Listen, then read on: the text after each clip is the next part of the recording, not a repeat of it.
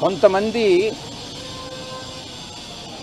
దానికి మా పార్టీలో అంటే మా గత పార్టీ, నేను ఏ పార్టీలో నుంచి అయితే నేను రిజైన్ చేశానో ఆ పార్టీలో ద్వితీయ శ్రేణి నాయకులు ఎవరైతే ఉన్నారో వాళ్ళు నాకు మా నాయకుడికి మధ్యన అభిప్రాయ భేదాలను సృష్టించి జగన్మోహన్ రెడ్డి గారి మనసుని విరిచేటటువంటి ప్రయత్నం చేసి వాళ్ళు విజయం సాధించారు.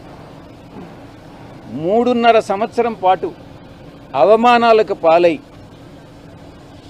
నేను దిగినటువంటి ప్రతి మెట్టు కూడా కొంతమంది పైకెక్కడం జరిగింది, వాళ్ళు పైకెక్కేదానికి ఉపయోగపడడం జరిగింది. దీంట్లో చాలామంది పాత్రదారులు సూత్రధారులు ఉన్నారు. దీంట్లో ఈ పార్టీ నుంచి వెళ్ళిపోయిన దానివల్ల నేను ఏ విధంగానూ నష్టపోవట్లా. చిత్తశుద్ధితో ఈ పార్టీలో నేను ఉన్నంతకాలం నేను పనిచేశాను, మనస్ఫూర్తిగా పనిచేశాను. ఇప్పుడు కూడా పార్టీ నుంచి వచ్చిన తర్వాత జగన్మోహన్ రెడ్డి బాగుండాలనే కోరుకుంటున్నాను. కానీ ఈ యొక్క ద్వితీయ శ్రేణి నాయకత్వం, వాటిని ఏమంటారు, వీళ్ళు చుట్టూ ఉండేటటువంటి వాళ్ళని కోటరీ. ఈ కోటరీ నుంచి ఏ రోజైతే ఆయన బయటపడతాడో ఆ రోజు ఆయనకు భవిష్యత్తు ఉంటుంది.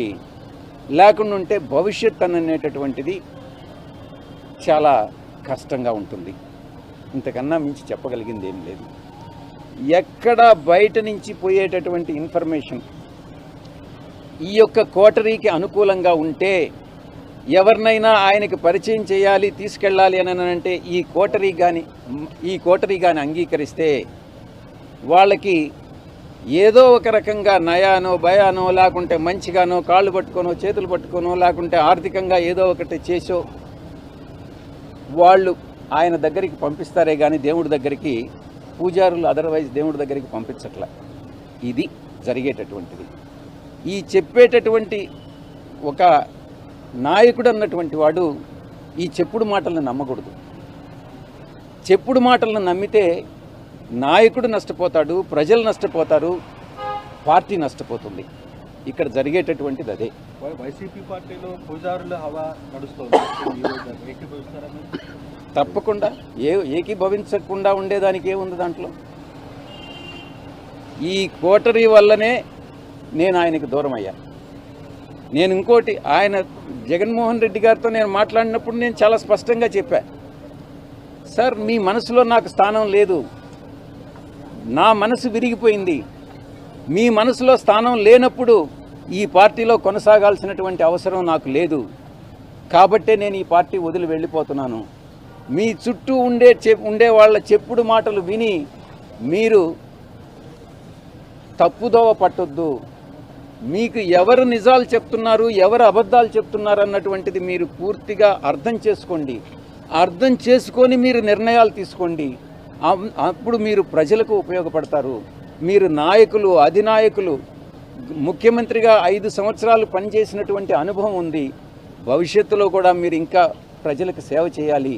కాబట్టి ఈ చుట్టూ ఉండేటటువంటి వాళ్ళ మాటలు వినవద్దు అని నేను ఫోన్లో మాట్లాడినప్పుడు లండన్కి నేను చాలా స్పష్టంగా చెప్పాను.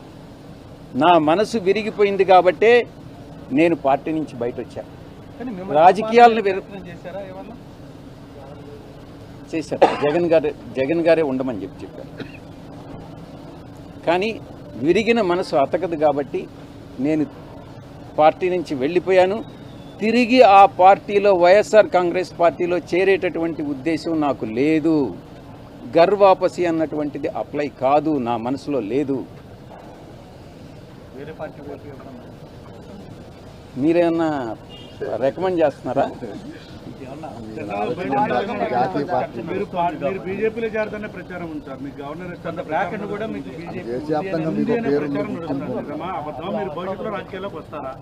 నేనేం చెప్పాను? నేను వ్యవసాయం చేసుకుంటానని చెప్పాను. వ్యవసాయం చేసుకుంటున్నాను. దాని మీద కూడా మీరు పత్రికల వాళ్ళు చాలా కామెంట్స్ చేసినారు. ఈ వ్యవసాయదారుడు ఏందయ్యా ప్యాంట్ వేసుకొని టచ్ ఇన్షర్ట్ చేసుకొని ఏం వ్యవసాయం చేస్తాడని అని అన్నారు. అంటే వ్యవసాయదారులు మంచి చొక్కా మంచి ప్యాంట్ వేసుకోకూడదా మీ దృష్టిలో? అలాంటప్పుడు వ్యవసాయదారుని మీరు కించపరిచినట్టు కాదా? గోచి పెట్టుకొని చేస్తేనే వ్యవసాయమా? అర్థం చేసుకోవాలి, మనోభావాలను దెబ్బతీయకూడదు. వ్యవసాయం అని అంటే వ్యవసాయమే. నేను నిజంగా కూడా అదే చేసుకుంటున్నాను. ఇప్పటి వరకు, ఈ రోజు వరకు నేను వేరే రాజకీయ పార్టీలో చేరేటటువంటి ఉద్దేశం లేదు.